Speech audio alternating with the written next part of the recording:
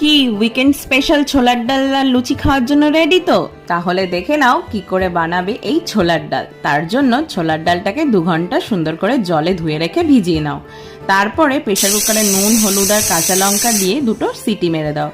দেখবে যেন ছোলার ডালটা পুরো গলে না যায়, এরকম একটু দানা দানা থাকে। তারপরে কিছুটা কুচি করে রাখা নারকেল ভেজে নিয়ে কড়াইতে তেল গরম করে তাতে হিং, তেজপাতা, দারচিনি আর এলাচ ফোড়ন দাও।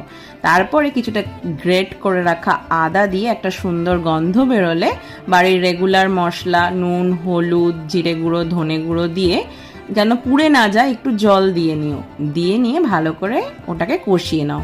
কষিয়ে গেলেই ব্যাস ওই একদম যে তোমার সিদ্ধ করে রাখা ছোলার ডাল আছে সেটা দিয়ে দাও, নারকেল দিয়ে দাও, আর বেশি করে ফুটে উঠলে মিষ্টি দাও, লাস্টে একটু গরম মশলা দিয়ে দাও।